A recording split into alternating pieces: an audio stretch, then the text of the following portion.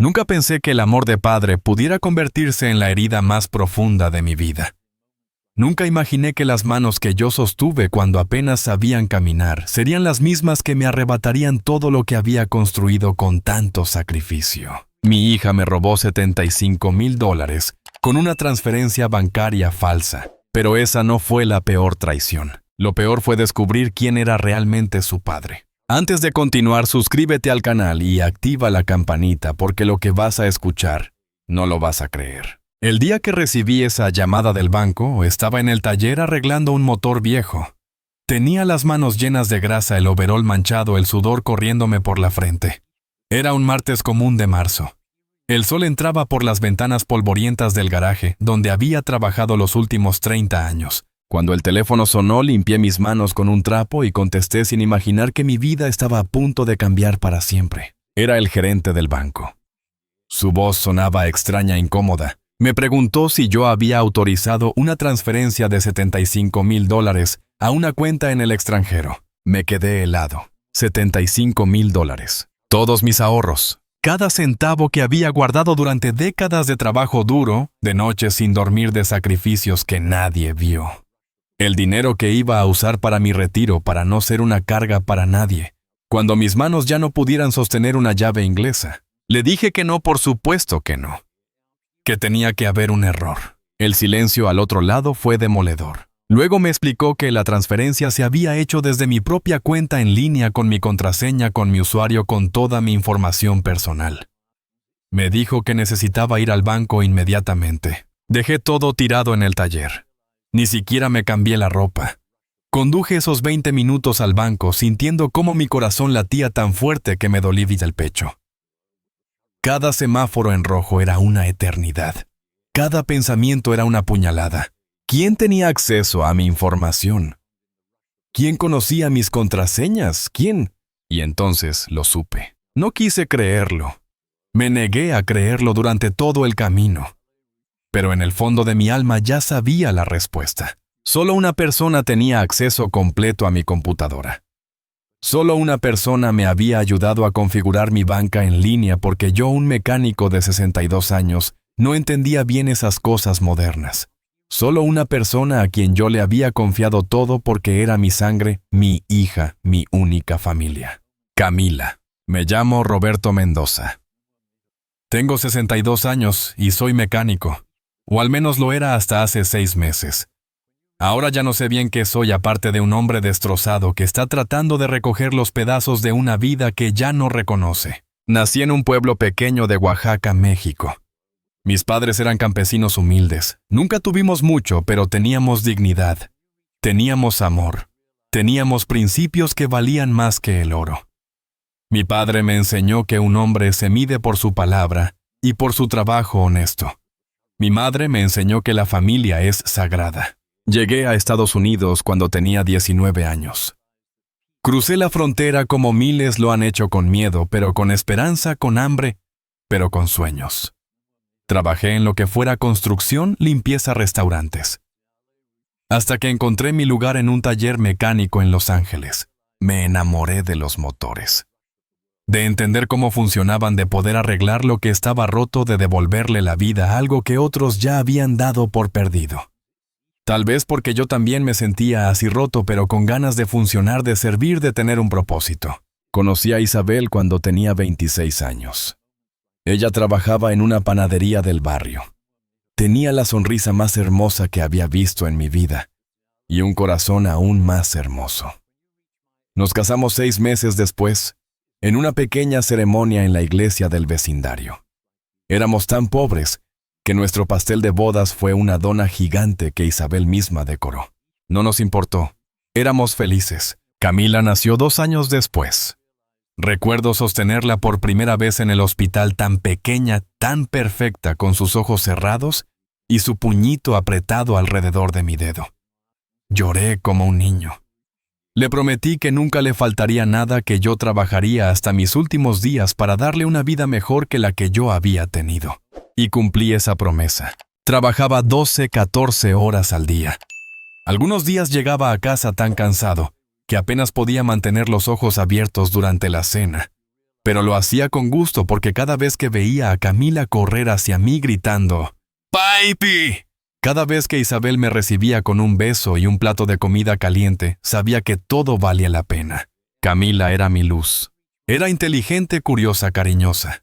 Le encantaba así ayudarme en el taller los fines de semana cuando era pequeña. Me pasaba las herramientas, me preguntaba cómo funcionaba cada cosa, se manchaba las manos de grasa y se reía cuando yo le limpiaba la cara con mi pañuelo. La vida no fue fácil, pero fue buena, hasta que Isabel enfermó. Cáncer de páncreas. Etapa 4. Los médicos nos dijeron que le quedaban 6 meses, tal vez un año si teníamos suerte. No tuvimos suerte. Isabel falleció 5 meses después del diagnóstico.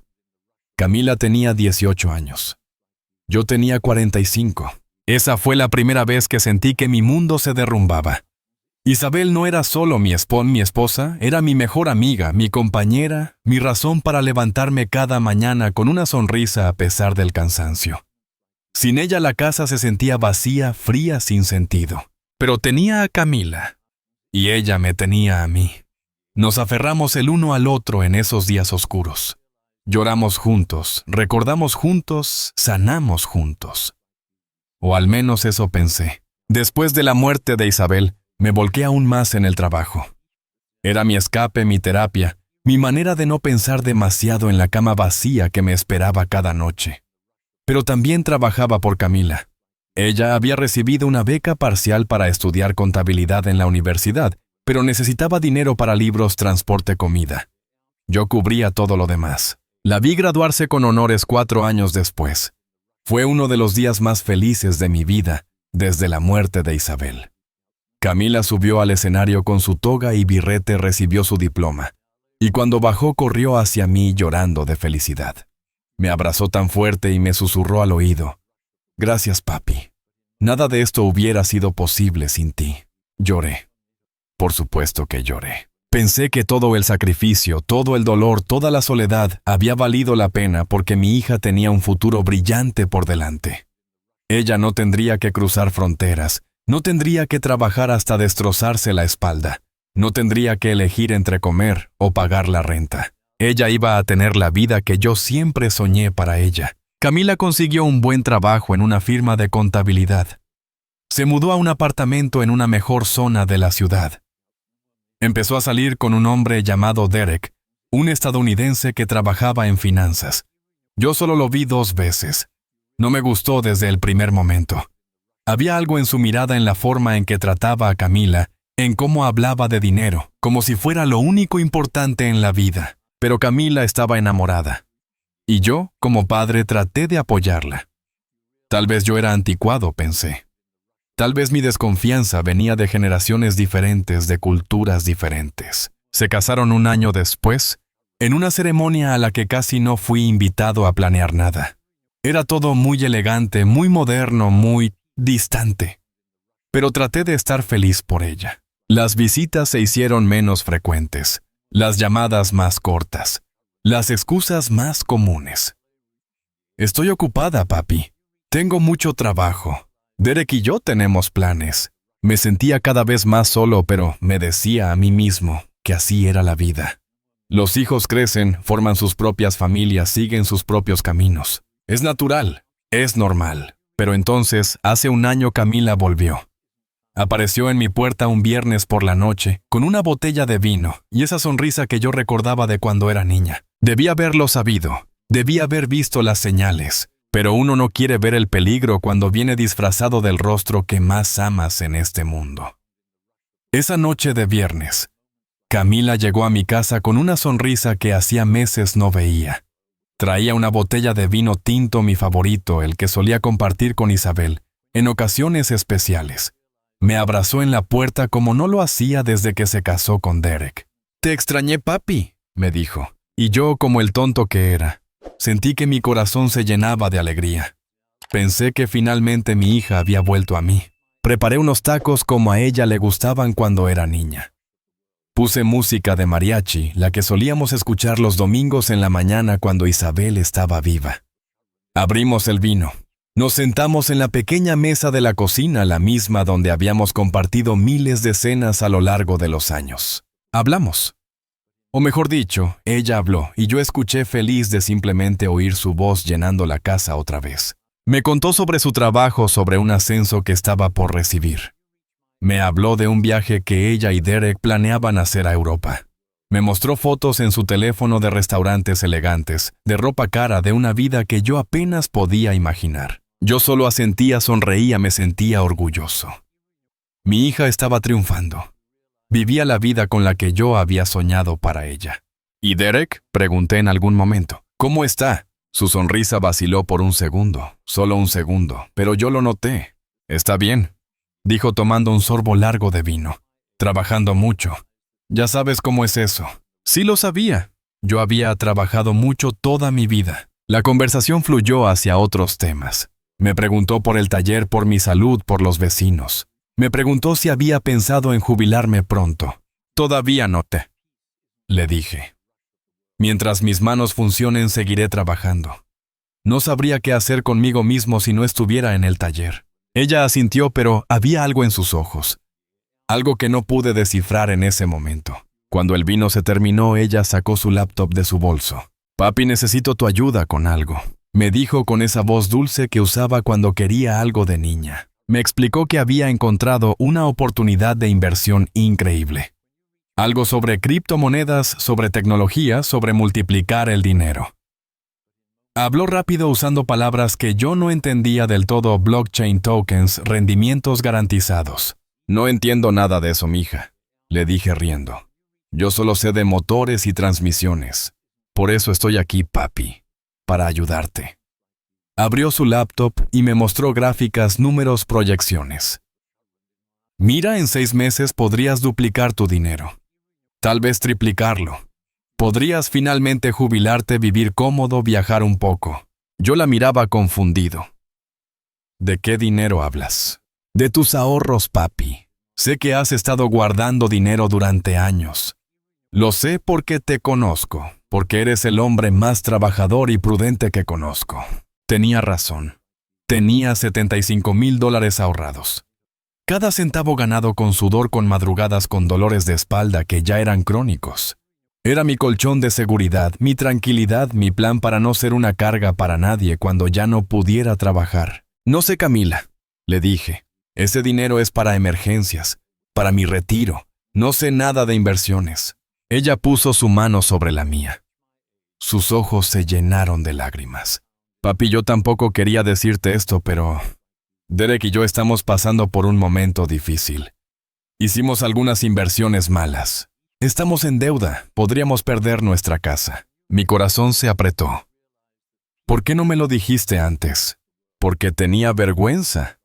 Porque no quería preocuparte. Porque...» Se le quebró la voz. «Porque no quería que pensaras que solo vengo a verte cuando necesito algo».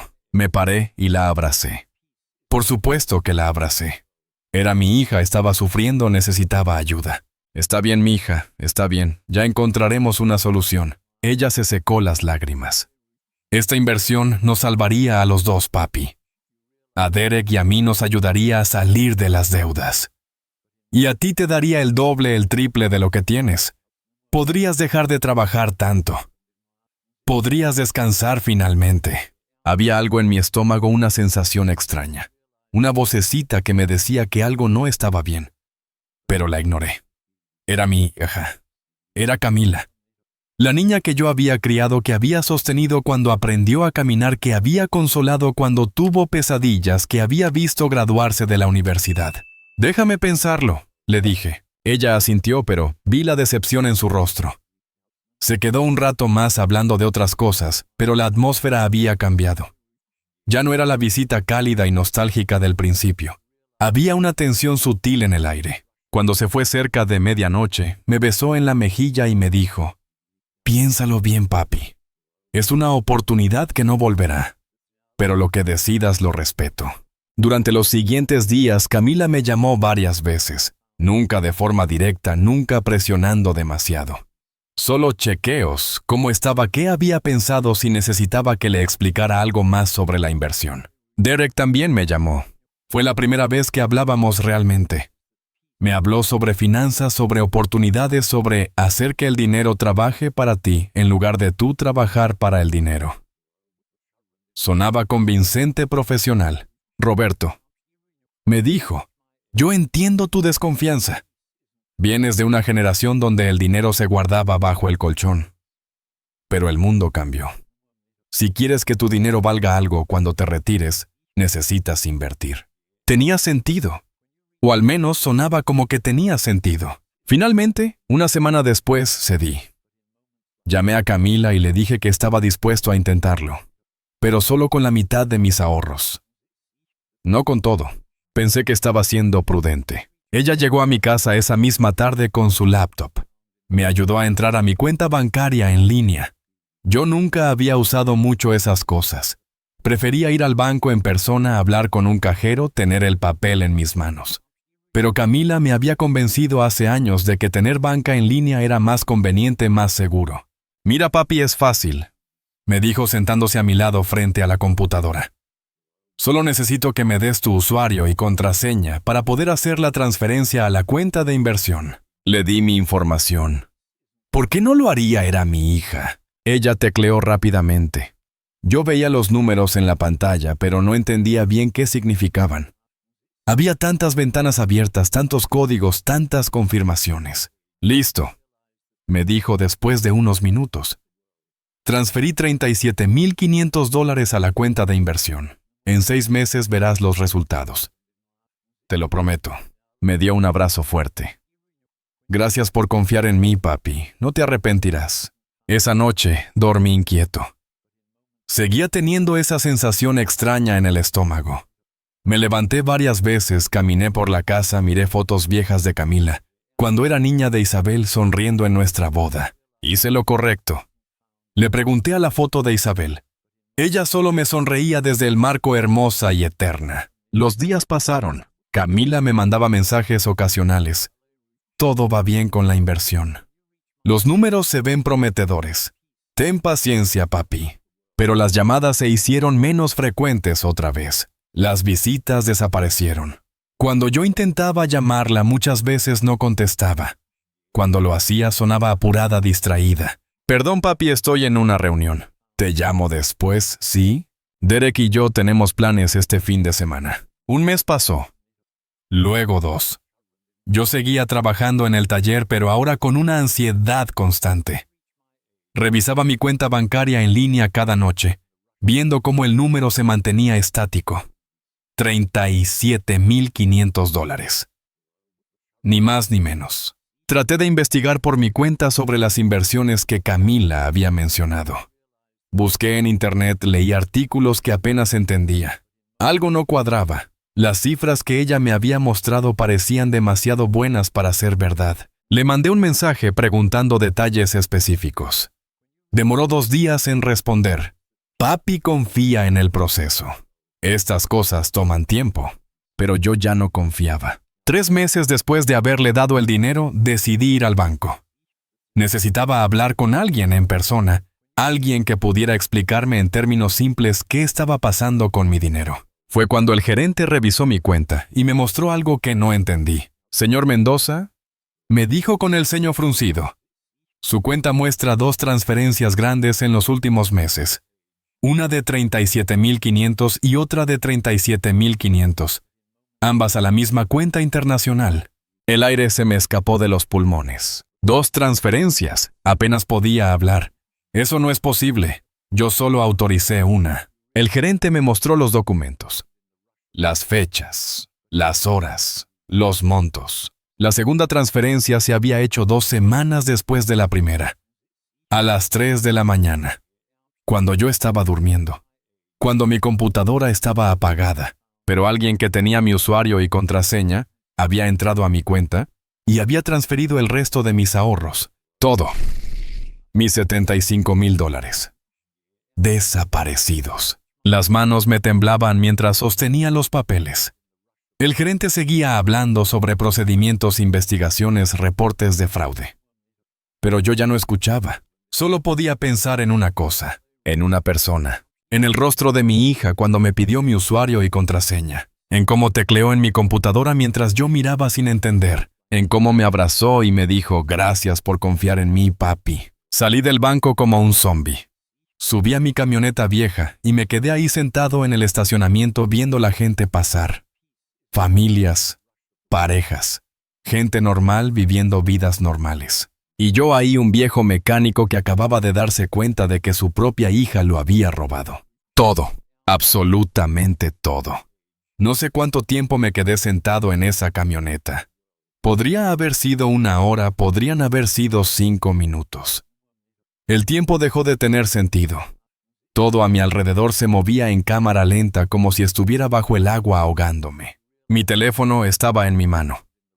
Miraba el número de Camila en la pantalla. Mis dedos temblaban tanto que apenas podía mantener el teléfono quieto. Llamé. El tono sonó 1 vez, 2 veces, 3 veces. ¿Papi?, contestó ella. Su voz sonaba normal, casual, como si nada. ¿Qué pasa? Estoy en el trabajo. Traté de hablar, pero las palabras se me atoraban en la garganta. Respiré profundo. «Camila», dije finalmente, «necesito que vengas a mi casa, ahora». Hubo una pausa. «Ahora, papi, estoy en medio de una reunión importante». «Ahora», repetí. Mi voz salió más dura de lo que pretendía.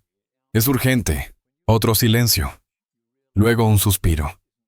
«Está bien, estaré ahí en 1 hora». Conduje a casa en piloto automático. No recuerdo el camino.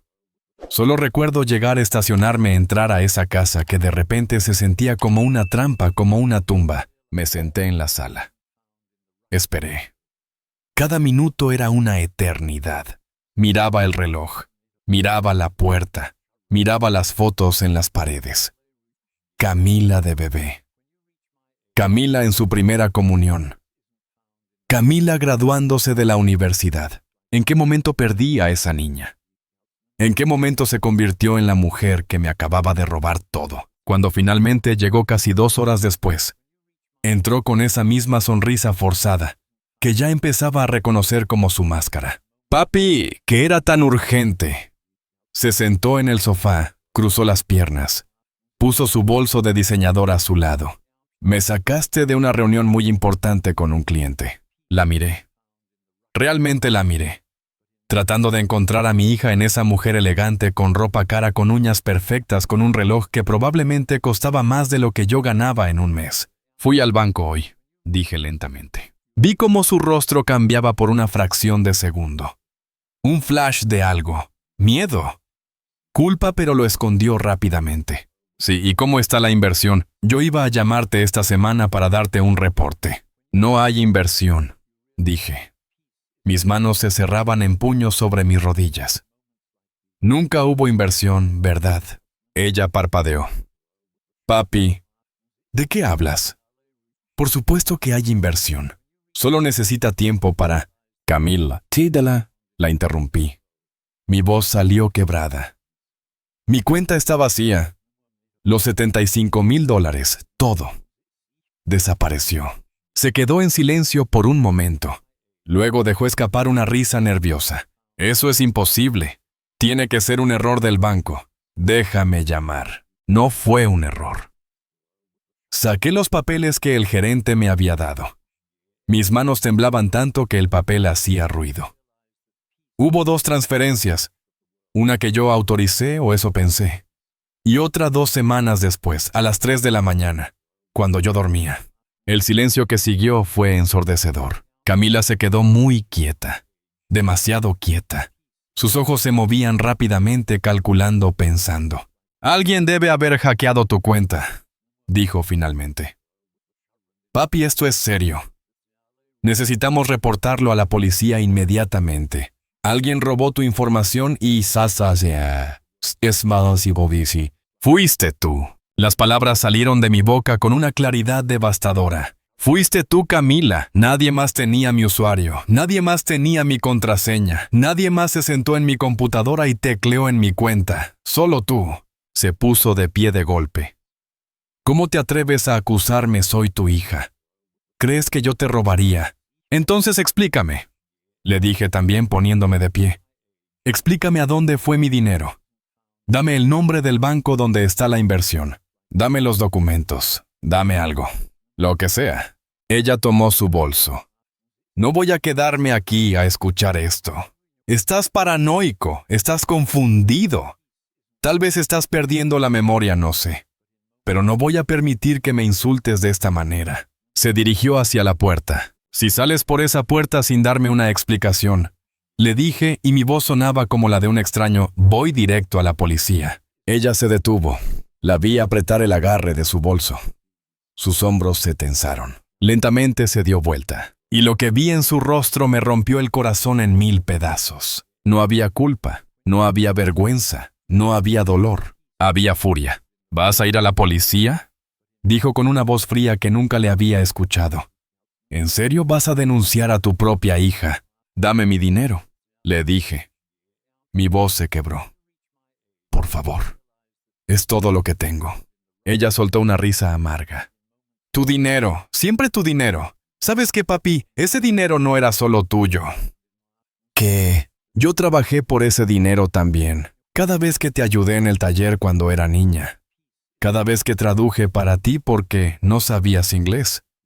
Cada vez que llené formularios por ti, hablé con tus clientes, organicé tu contabilidad. ¿Crees que fue gratis? La miraba sin poder creer lo que escuchaba. Camila, eras una niña. Era tu responsabilidad ayudar en la casa. Así como era mi responsabilidad mantenerte, alimentarte, darte un techo. Un techo. Su voz subió de volumen. Me das un techo y crees que eso es suficiente. Mira dónde vivíamos. Ese barrio horrible, esa casa minúscula. Mis amigos de la escuela tenían casas grandes, vacaciones, ropa nueva. Y yo tenía ropa de segunda mano y un padre que olía a grasa todo el tiempo. Cada palabra era una puñalada. Trabajé para darte una educación, le dije, para que tuvieras las oportunidades que yo nunca tuve. Y se supone que debería estar agradecida.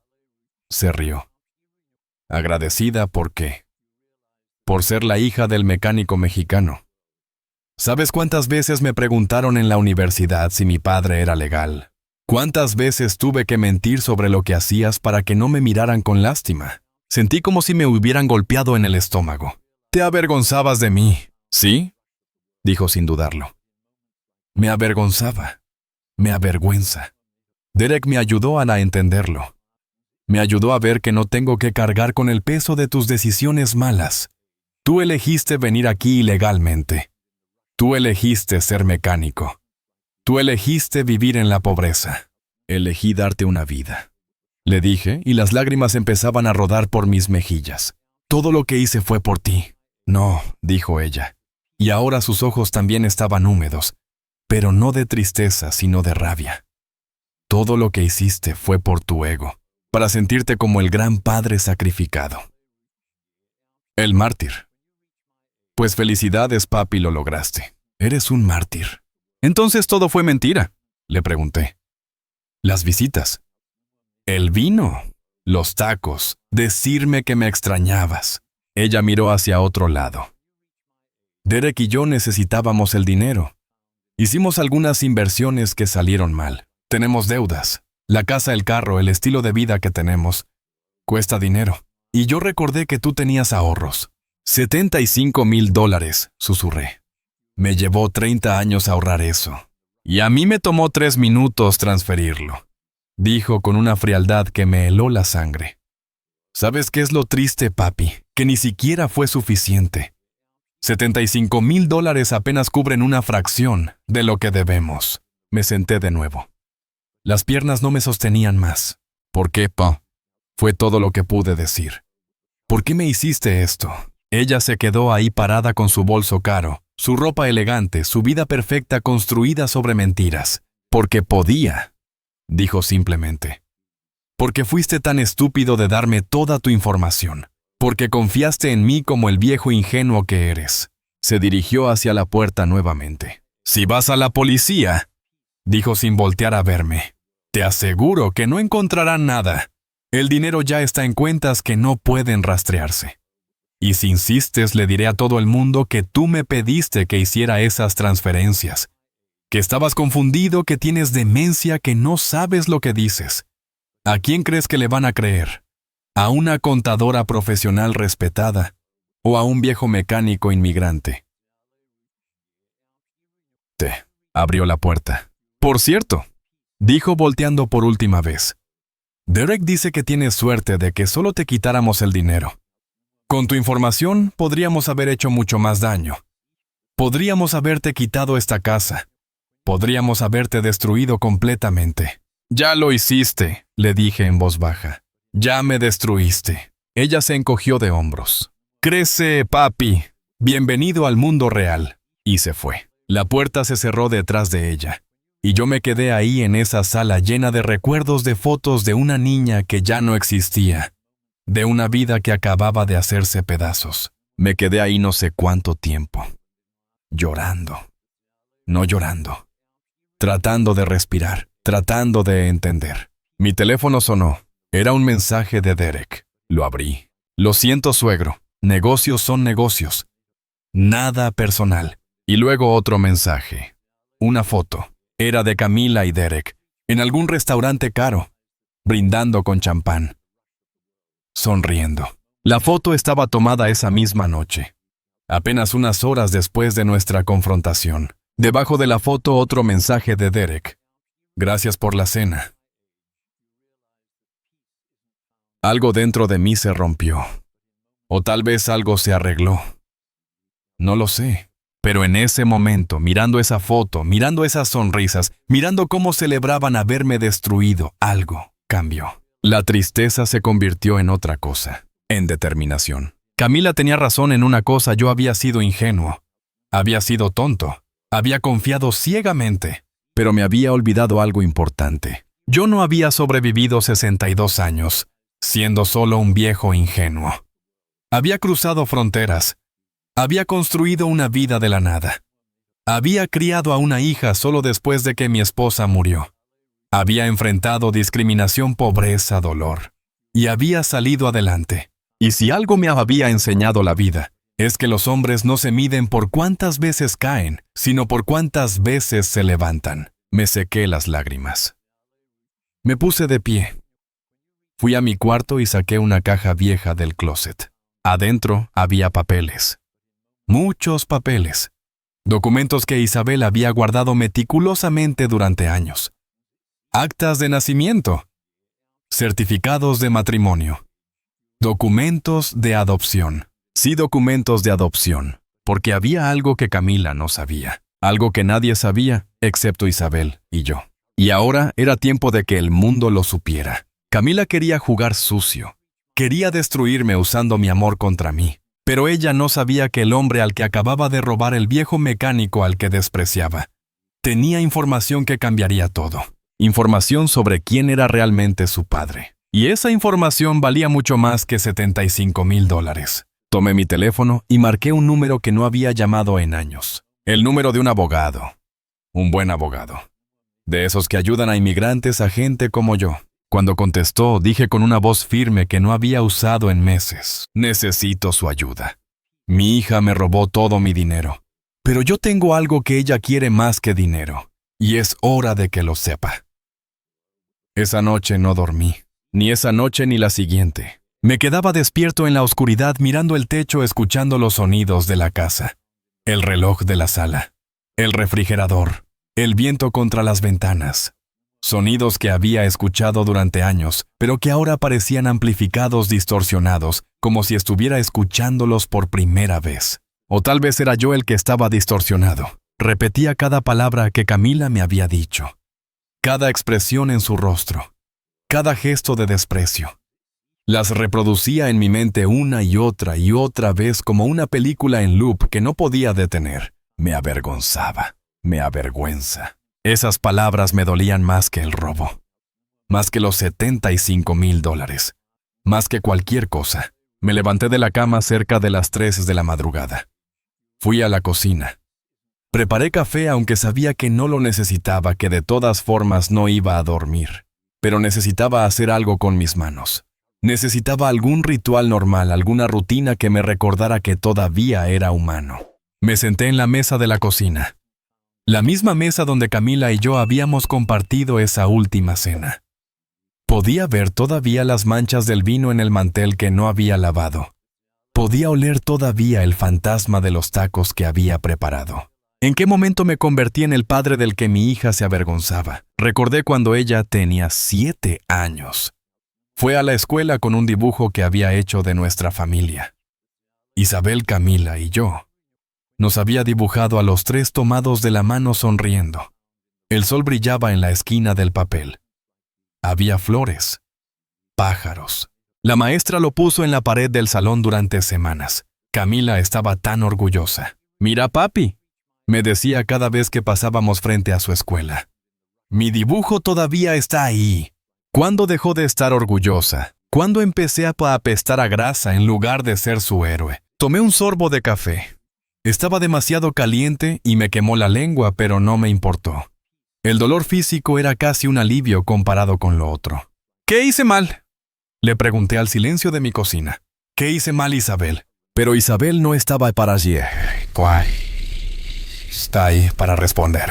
Isabel había muerto hace 17 años y me había dejado solo para navegar esto, para criar a nuestra hija, para convertirme aparentemente en el padre del que ella se avergonzaba. Fui al cuarto y saqué la caja de fotos. Necesitaba ver. Necesitaba recordar. Necesitaba entender en qué momento todo se torció. Había cientos de fotos. Toda una vida contenida en imágenes descoloridas. Camila de bebé tan pequeña que cabía en mis manos. Sus ojos cerrados, su boca como un botón de rosa. Yo la miraba en esa foto con una expresión de asombro absoluto, como si no pudiera creer que ese pequeño milagro fuera real. Camila dando sus primeros pasos, tambaleándose hacia mí con sus bracitos extendidos. Yo estaba agachado sonriendo esperándola. La foto capturó el momento justo antes de que cayera en mis brazos. Camila en su primer día de escuela con su mochila demasiado grande para su cuerpecito. Estaba llorando. No quería que yo me fuera. Recuerdo ese día. Recuerdo cómo se aferró a mi pierna, cómo tuve que separarla con cuidado, cómo me partió el corazón dejarla ahí. Pero la maestra me aseguró que estaría bien. Y estuvo bien. Cuando volví a recogerla, estaba sonriendo hablando sin parar sobre su nueva amiga Sara y sobre cómo había pintado un árbol. Camila en su quinceañera. Isabel había pasado meses planeando esa fiesta. Habíamos ahorrado durante años. No era una celebración lujosa como las de algunas de sus compañeras, pero era nuestra. Camila llevaba un vestido rosa que Isabel había cosido a mano. Bailamos el vals padre e hija, al ritmo de una canción que ella misma había elegido. «Eres el mejor papá del mundo», me había susurrado al oído mientras bailábamos. Dejé caer la foto. No podía seguir mirándola. Esas palabras. «Eres el mejor papá del mundo». ¿Cuándo dejaron de ser verdad? ¿O nunca lo fueron? Tal vez siempre fui una decepción y yo simplemente no lo vi. Cerré los ojos e intenté recordar señales. Momentos que debí haber notado. Pistas de que algo estaba mal. Recordé cuando Camila tenía 14 años y le pregunté si quería venir conmigo al taller un sábado como solíamos hacer. Ella dijo que no, que tenía tarea, pero la escuché horas después riendo con sus amigas por teléfono. Pensé que era normal. Los adolescentes prefieren a sus amigos que a sus padres. Es parte de crecer. Recordé cuando tenía 16 y le pedí que me acompañara a la tienda de refacciones. Ella puso los ojos en blanco. «¿En serio, papá, huele horrible ahí?», me reí. «Así huele el trabajo honesto, mija». Pero ella no se rió conmigo. Solo subió al carro con cara de fastidio con sus audífonos puestos todo el camino. Recordé su graduación de la universidad. Yo llegué directo del taller sin tiempo de cambiarme. Llevaba mi overol limpio, pero era un overol al fin y al cabo. Camila me vio y algo pasó por su rostro. Algo que en ese momento no supe identificar. Ahora sé que era vergüenza. Todos sus compañeros tenían padres con trajes, con corbatas, con títulos universitarios y trabajos de oficina. Y ahí estaba yo, el mecánico mexicano, con las uñas que nunca quedaban completamente limpias, sin importar cuánto las tallara, con las manos callosas, con el acento que nunca pude eliminar completamente. ¿Cómo no lo vi? Me levanté de la mesa y caminé por la casa. Cada rincón tenía un recuerdo. El sofá donde Isabel y yo nos acurrucábamos para ver películas. La marca en la pared donde Camila había aprendido a medir su altura cada cumpleaños. La ventana de la cocina donde Isabel solía pararse a ver el atardecer mientras cocinaba. Esta casa. Este hogar que habíamos construido con tanto amor, con tanto sacrificio. Realmente era tan horrible como Camila lo describió. Sí era pequeña. Sí estaba en un barrio que no era el mejor. Sí los muebles eran viejos y algunos estaban desgastados, pero era nuestra. La habíamos comprado con nuestro propio esfuerzo. Nadie nos la regaló. Nadie nos ayudó con el enganche. Fue puro trabajo, puro ahorro, pura determinación. Isabel estaba tan feliz el día que nos dieron las llaves. Bailó por cada habitación, planeando dónde pondríamos cada cosa, qué color pintaríamos cada pared, cómo haríamos de este lugar un hogar. Nuestro hogar, Roberto, me decía abrazándome. Nuestro pedacito de América. Fui a nuestro cuarto. Nuestro. Aunque Isabel llevaba años muerta, yo seguía pensando en él como nuestro cuarto. Me senté en la cama y tomé la foto enmarcada que tenía en mi mesita de noche. Era de nuestra boda. Tan jóvenes. Tan llenos de esperanza. Tan ingenuos. «Isabel», le dije a la foto, «te avergonzarías de mí también». Sus ojos sonrientes me miraban desde detrás del vidrio congelados en el tiempo. Hermosa en su vestido sencillo que había comprado de segunda mano. Radiante. Enamorada. Hice lo mejor que pude. Le dije. Mi voz se quebró. Trabajé cada día. Les di todo lo que tenía. Todo. ¿No fue suficiente? La foto no respondió. Por supuesto que no. Pero sí recordé algo que Isabel me dijo una vez años atrás cuando Camila era todavía niña. Estábamos en la cama tarde en la noche. Yo acababa de llegar de un turno doble en el taller. Estaba exhausto. Me dolía todo el cuerpo. Isabel me estaba dando un masaje en los hombros. A veces me pregunto si todo este sacrificio vale la pena, le dije. Isabel se detuvo. ¿Qué quieres decir? Trabajo tanto que apenas veo a Camila crecer. Apenas te veo a ti. ¿Y para qué? Para pagar cuentas. Para sobrevivir. Esto es todo lo que la vida es. Isabel se acostó a mi lado y me tomó la mano. Roberto, escúchame bien. Lo que estás haciendo no es solo pagar cuentas. Estás construyendo un futuro para nuestra hija.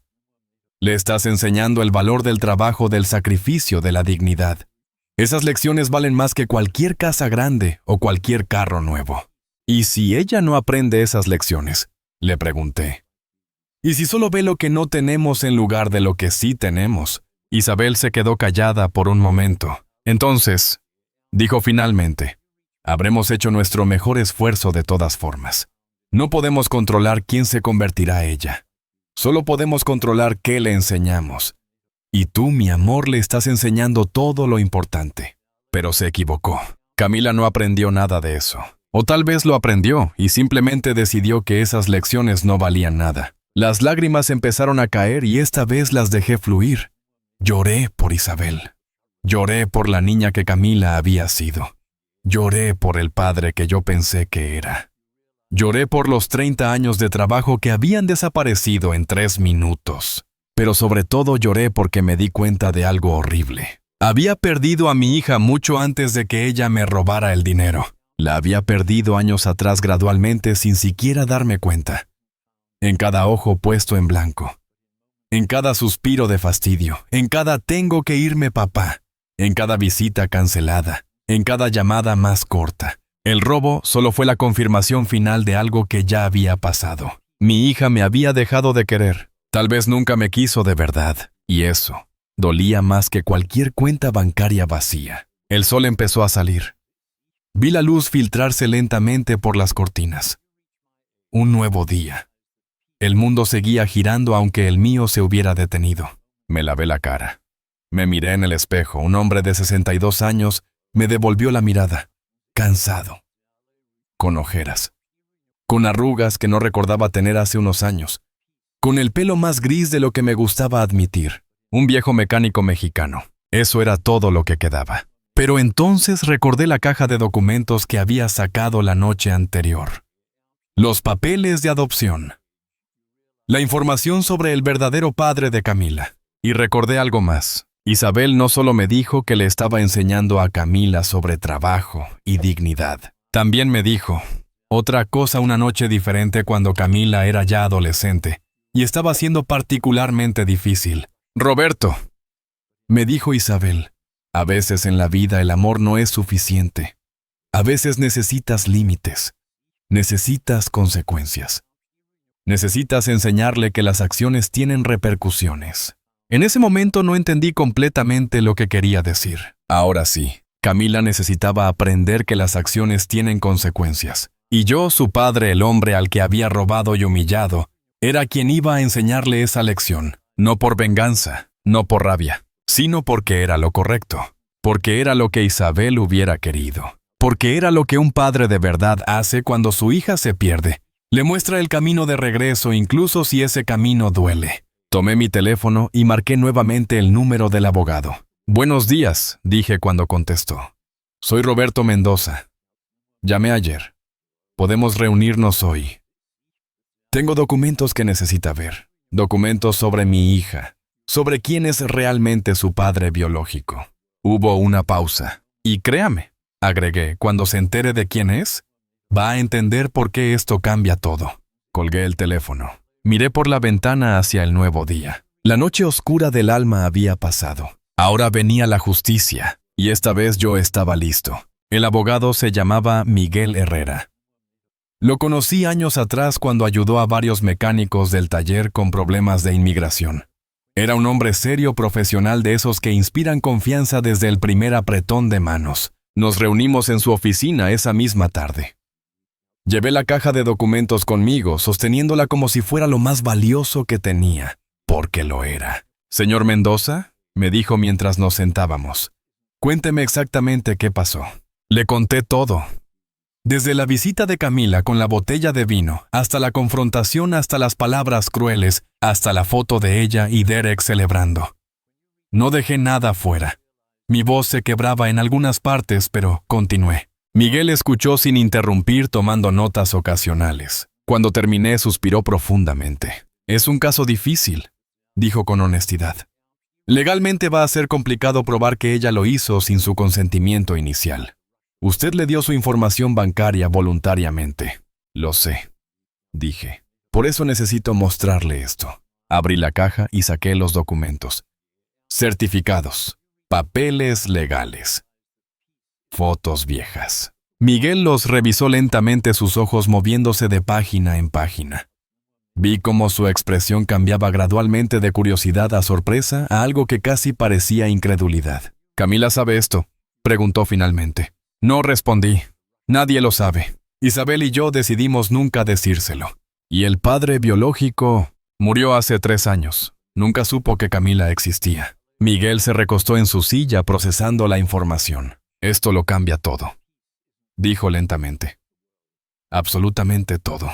Verán, necesito explicarles algo que nunca le dije a nadie excepto a Isabel. Cuando Isabel y yo nos casamos, ella ya estaba embarazada. Pero el bebé no era mío. Isabel había tenido una relación antes de conocerme. Con un hombre llamado Richard Blackwell. Un hombre rico, de familia estadounidense prominente. Él era estudiante de posgrado en USC cuando se conocieron. Isabel trabajaba limpiando oficinas en el campus. Se enamoraron. O al menos Isabel se enamoró. Cuando ella quedó embarazada, Richard cambió. Le ofreció dinero para un aborto. Le dijo que ella no encajaba en su mundo. Que su familia nunca aceptaría a una mexicana sin educación. Que arruinaría su carrera. Isabel se negó. Le dijo que tendría al bebé con o sin él. Richard desapareció. Regresó a su estado, a su familia, a su vida privilegiada. Dejó a Isabel sola, embarazada, asustada. Yo la conocí 2 meses después en la panadería. Ella estaba llorando en el callejón de atrás durante su descanso. Le pregunté si estaba bien. Me contó todo. Entre lágrimas me contó sobre Richard, sobre el embarazo, sobre estar sola. Y yo, que apenas la conocía, que solo había comprado pan. En esa panadería un par de veces, hice algo que mis padres me habían enseñado que era lo correcto. Le ofrecí casarme con ella. «No puedo pedirte eso», me dijo. «Ni siquiera me conoces». «Conozco lo suficiente», le respondí. Sé que eres trabajadora. Sé que eres valiente. Sé que ese bebé necesita un padre. Y yo puedo ser ese padre. Nos casamos 3 semanas después. Yo adopté a Camila legalmente cuando nació. En el certificado de nacimiento yo aparezco como el padre. Legalmente siempre fui su padre. Pero biológicamente su padre era Richard Blackwell, el mismo Richard Blackwell, que años después se convirtió en un magnate de bienes raíces. El mismo Richard Blackwell, que aparecía en revistas de negocios. El mismo Richard Blackwell, que tenía una fortuna estimada en más de $50 millones cuando murió hace 3 años. Sin herederos directos. ¿Entiende lo que esto significa?, preguntó Miguel todavía sosteniendo los documentos. Sí, dije. Significa que Camila es la única heredera biológica de Richard Blackwell. Significa que tiene derecho a reclamar parte de su herencia. No solo parte, corrigió Miguel. Potencialmente toda. Si podemos probar la paternidad con ADN, si podemos demostrar que él es el padre biológico y que nunca la reconoció legalmente, Camila podría tener derecho a millones. Dejé que eso se asentara en el aire entre nosotros. ¿Por qué nunca le dijeron?, preguntó Miguel. Isabel no quería que Camila creciera sabiendo que su padre biológico la había rechazado. No quería que cargara con ese dolor. Y yo no quería que me viera como el que no era su padre de verdad. Quería que simplemente fuera su padre. Punto. Pero ahora las cosas cambiaron. Sí, dije firmemente. Ahora cambiaron. Miguel entrelazó sus manos. Señor Mendoza, necesito preguntarle algo importante. ¿Por qué está haciendo esto? ¿Es venganza? La pregunta me detuvo. Lo pensé cuidadosamente. No, dije finalmente. No es venganza. Es justicia. Camila me robó porque cree que el dinero es lo único importante. Porque Derek le enseñó a valorar el dinero sobre la familia, sobre la dignidad, sobre el amor. Quiero que sepa que todo el dinero del mundo no llena el vacío de no tener un padre de verdad. Eso suena a venganza, dijo Miguel gentilmente. Tal vez, admití. Pero también es la verdad. Ella tiene derecho a saber quién fue su padre biológico. Tiene derecho a esa herencia si la ley se la otorga. Y yo tengo derecho a que sepa que el hombre al que despreció, al que robó, al que humilló fue el único que estuvo ahí cuando nadie más lo hizo. Miguel asintió lentamente. Muy bien, esto es lo que vamos a hacer. Durante las siguientes 2 semanas, Miguel trabajó en el caso. Contrató investigadores privados que confirmaron la herencia de Richard Blackwell. Contactó con los abogados del estado que manejaban la propiedad. Preparó todos los documentos legales necesarios. Yo, mientras tanto, investigué sobre Derek. Resulta que no era difícil encontrar información sobre él. Tenía deudas de juego, varias cuentas bancarias en números rojos, 2 juicios pendientes por fraude de inversión. Camila se había casado con un estafador. Y ahora ella misma se había convertido en una. Miguel finalmente me llamó. «Está listo, tenemos todo. ¿Está seguro de querer hacer esto?» «Completamente seguro. Una vez que abramos esta caja de Pandora no hay vuelta atrás. Su relación con su hija nunca será la misma». «Miguel», le dije, «mi relación con mi hija ya murió. Ella la mató cuando me robó. Ahora solo estoy cerrando el ataúd». Organizamos una reunión. Le pedí a Miguel que contactara a Camila y Derek directamente usando su bufete de abogados. Les dijo que era sobre un asunto legal urgente relacionado con la familia Mendoza. No les dijo más. La reunión fue en la oficina de Miguel un miércoles a las 2 de la tarde. Yo llegué primero. Me senté en una silla frente al escritorio de Miguel. Tenía las manos sudorosas, el corazón me latía rápido, pero estaba tranquilo, determinado. Camila y Derek llegaron 15 minutos tarde. Los escuché hablando afuera antes de entrar, sus voces confiadas, casi arrogantes. Cuando abrieron la puerta y me vieron, se detuvieron en seco. «¿Qué está haciendo él aquí?», preguntó Derek. Camila palideció. «Papá». «Siéntense, por favor», dijo Miguel con voz profesional. Se sentaron lentamente, mirándome con una mezcla de confusión y cautela. Derek tenía una sonrisa nerviosa. Camila no me miraba a los ojos. «He reunido a todos aquí por un asunto legal de suma importancia», comenzó Miguel. «Señor Mendoza, ¿quiere proceder?». Respiré profundo. Este era el momento. Camila, dije, y mi voz salió más firme de lo que esperaba. Hay algo que necesitas saber. Algo que tu madre y yo decidimos nunca decirte, pero que ahora, dadas las circunstancias, creo que tienes derecho a saber. Ella frunció el ceño. ¿De qué hablas? Saqué el sobre que tenía en mi regazo. Lo puse sobre el escritorio de Miguel. Yo no soy tu padre biológico. El silencio que siguió fue absoluto. Camila me miró como si le hubiera hablado en otro idioma. Los bandadas, ¿qué idioma? Tu madre estaba embarazada cuando nos casamos. De otro hombre. Un hombre que la abandonó cuando supo del embarazo. Yo la conocí y me enamoré de ella. Y decidí casarme con ella y criarte como mi hija. Legalmente te adopté. Soy tu padre en todos los sentidos excepto biológicamente. Derek se inclinó hacia adelante. ¿Y por qué nos dices esto ahora? Porque... Continué mirando directamente a Camila. Tu padre biológico se llamaba Richard Blackwell, y cuando murió hace 3 años, dejó una fortuna de más de $50 millones, sin herederos directos. Vi cómo los ojos de Camila se agrandaban. Vi cómo Derek se enderezaba en su silla. Eso significa, continuó Miguel, que la señorita Mendoza tiene un reclamo legal legítimo a esa herencia. Ya hemos iniciado los procesos legales. Las pruebas de ADN se pueden hacer con muestras de la familia Blackwell. Tenemos todos los documentos necesarios. Camila seguía mirándome, su boca abierta sin palabras. 50 millones, susurró Derek. Vi cómo sus ojos brillaban.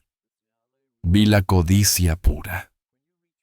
50 millones de dólares. Hay una condición, dije. Todos me miraron. Yo tengo todos los documentos originales. Tengo las únicas pruebas de que Richard Blackwell es tu padre biológico. Sin mi cooperación, sin estos papeles, no hay caso. No hay herencia. ¿Qué quieres?, preguntó Derek inmediatamente. Lo ignoré. Solo miraba a Camila. Quiero que entiendas algo, Camila. Ese hombre, tu padre biológico, tenía todo el dinero del mundo. Pero cuando supo que ibas a nacer, te rechazó. Le ofreció dinero a tu madre para abortar. No quiso saber nada de ti. Para él eras un problema, una inconveniencia. Las lágrimas empezaban a formarse en los ojos de Camila. Yo no tenía dinero. Era un mecánico pobre que apenas podía pagar su renta. Pero te elegí. Te quise desde antes de que nacieras. Trabajé cada día de mi vida para darte todo lo que pude. No era mucho, lo sé. No eran mansiones ni carros lujosos. Pero era amor real. Era sacrificio real. Era un padre real. Papá, tu voz se quebró. Me robaste $75,000, continué. Me humillaste. Me dijiste que te avergonzabas de mí. Y ahora te estoy dando acceso a 50 millones. ¿Sabes por qué? Ella negó con la cabeza, llorando abiertamente ahora. Porque quiero que aprendas la diferencia entre tener un padre rico que te abandona y un padre pobre que te ama. Quiero que vivas con esa lección el resto de tu vida. Cada vez que gastes ese dinero, quiero que recuerdes de quién vino y quién te lo dio. Me puse de pie. Miguel tiene todos los documentos. Puede proceder con el caso. La herencia es tuya, Camila. Disfrútala. Disfruta el dinero de tu verdadero padre. Caminé hacia la puerta. Pero nunca vuelvas a llamarme papá.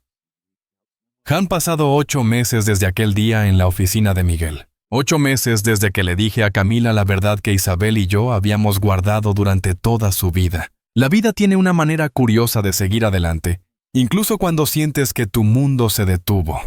El sol sale cada mañana. Los pájaros cantan. La gente va al trabajo. Todo continúa indiferente a tu dolor. Los primeros meses fueron los más difíciles. Camila intentó llamarme incontables veces. Dejó mensajes de voz que nunca escuché completos. Los primeros eran de shock, confusión. Luego vinieron los de enojo. Después los de súplica. Papá, por favor, necesito hablar contigo. Necesito entender, por favor. No contesté ninguna. Derek también intentó contactarme. Sus mensajes eran diferentes, más calculadores. Hablaba sobre resolver esto como familia. Sobre oportunidades de negocio, sobre cómo podíamos todos beneficiarnos de esta situación. Bloqueé su número después del tercer mensaje. El caso legal progresó más rápido de lo que Miguel esperaba. Las pruebas de ADN con primos de Richard Blackwell confirmaron la paternidad. Los documentos que Isabel había guardado meticulosamente durante años fueron validados. La adopción que yo había hecho era legal, pero no eliminaba el derecho biológico de Camila a la herencia de su padre natural. Los abogados del estado de Richard Blackwell trataron de pelear el caso inicialmente. Argumentaron que Camila nunca había sido reconocida, que habían pasado demasiados años, que había otros posibles herederos. Pero Miguel era bueno en su trabajo. Muy bueno. 4 meses después de iniciar el proceso llegó el veredicto. Camila tenía derecho legal a reclamar la herencia de Richard Blackwell. La cantidad final después de impuestos y honorarios legales fue de $38 millones. 38 millones versus los 75,000 que me había robado. Miguel me llamó el día que se hizo oficial. Señor Mendoza, el dinero ha sido transferido a la cuenta de Camila. Está hecho. Gracias, Miguel, por todo. ¿Cómo se siente? Esa era una buena pregunta. ¿Cómo me sentía? Vacío. Le dije honestamente. Pensé que me sentiría, no sé, victorioso, vengado, pero solo me siento vacío. Es normal, dijo Miguel. La justicia no siempre trae paz. A veces solo trae claridad. Tenía razón. 2 semanas después del veredicto, Camila apareció en mi puerta. No la había visto en persona desde aquel día en la oficina. Se veía diferente, más delgada, más pálida, con ojeras que el maquillaje no podía esconder completamente. Llevaba ropa cara obviamente nueva, un bolso que probablemente costaba más que mi camioneta, pero algo en ella se veía roto. «Hola, papá», dijo en voz baja. No dije nada, solo la miré desde la puerta. Puedo pasar solo 5 minutos. Por favor. Me hice a un lado. Ella entró lentamente mirando alrededor de la casa como si la viera por primera vez. O tal vez como si la viera realmente por última vez. Nos sentamos en la sala. El mismo sofá donde había crecido, donde habíamos visto películas los domingos, donde Isabel solía leerle cuentos antes de dormir. No sé por dónde empezar, dijo finalmente. Puedes empezar por explicarme por qué viniste. Ella respiró profundo. Derek se fue. No me sorprendió. ¿Cuándo? Hace 3 semanas, 2 días después de que el dinero llegó a mi cuenta. Se llevó 2 millones. Los había convencido de mover a una cuenta conjunta para inversiones. Desapareció. Su abogado me envió papeles de divorcio por correo. Lo siento, dije. Y lo decía en serio. No lo sientas, dijo con una risa amarga. Tenías razón sobre él. Sobre todo. Solo le importaba el dinero. Nos quedamos en silencio por un momento. «Papá», dijo, y su voz se quebró. «Lo siento. Siento todo. El dinero, las cosas horribles que te dije, la forma en que te traté. Tenías razón. El hombre que me dio la vida me abandonó antes de que yo naciera. Y el hombre que no tenía que amarme me eligió, me crió, me dio todo». Las lágrimas corrían por su rostro. He tenido estos meses para pensar, para entender. Todo el dinero del mundo no llena el vacío que siento ahora. Porque el dinero no te abraza cuando tienes pesadillas. El dinero no se sienta contigo cuando estás enferma. El dinero no trabaja doble turno para comprarte útiles escolares. Camila. «No, déjame terminar», dijo. «Fui a ver dónde está enterrado Richard Blackwell. Fui a su tumba. Es enorme, elaborada cara. Pero cuando estuve ahí parada mirándola no sentí nada. Era la tumba de un extraño. Porque eso es lo que era. Un extraño que compartió su ADN conmigo, pero nada más. Se limpió las lágrimas. Luego fui a visitar la tumba de mamá. Y me derrumbé. Porque ella me amó, me eligió tenerme cuando todos le dijeron que no lo hiciera. Me cuidó, me enseñó, y tú hiciste lo mismo. Me elegiste cuando no tenías que hacerlo.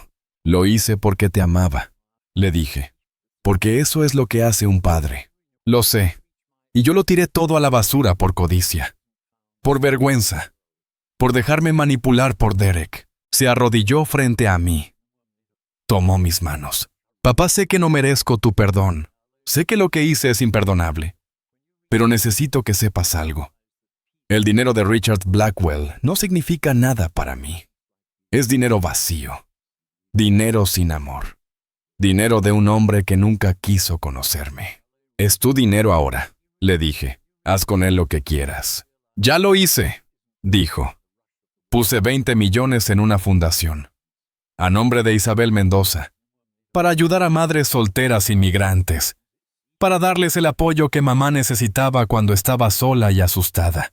Me quedé sin palabras y deposité $75,000 en tu cuenta, con intereses.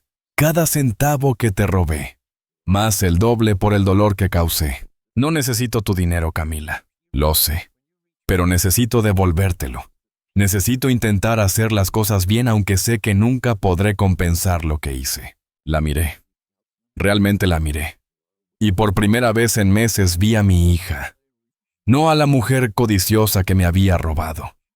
No a la esposa manipulada de Derek. Vi a Camila, rota, arrepentida, tratando de encontrar su camino de regreso.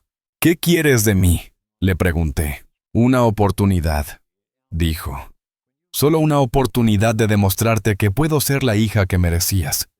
No te pido que me perdones hoy, ni mañana, ni este año. Solo te pido que no cierres la puerta completamente, que me dejes intentar ganarme de vuelta tu confianza. Pensé en Isabel, en lo que ella diría en este momento. Pensé en todas las veces que me había enseñado sobre el perdón, sobre las segundas oportunidades, sobre el amor que no lleva cuentas. Tengo condiciones, le dije finalmente. Las que sean. Primero vas a terapia. No porque estés loca, sino porque necesitas procesar todo esto con un profesional. ¿Ya empecé?, dijo. Hace 2 meses. Segundo, no más mentiras. Nunca. Ni siquiera mentiras blancas. Si reconstruimos esto, tiene que ser sobre verdad total. Lo prometo. Tercero, esto toma tiempo. No podemos fingir que los últimos meses no pasaron. Necesito tiempo para sanar, para confiar otra vez. Entiendo. Todo el tiempo que necesites. La ayudé a levantarse. Nos quedamos ahí parados frente a frente. No sé si alguna vez podremos volver a ser lo que éramos, le dije. No quiero volver a ser lo que éramos, dijo ella. Quiero ser mejores. Quiero ser real. Entonces podemos intentar. Ella se lanzó a mis brazos y lloró.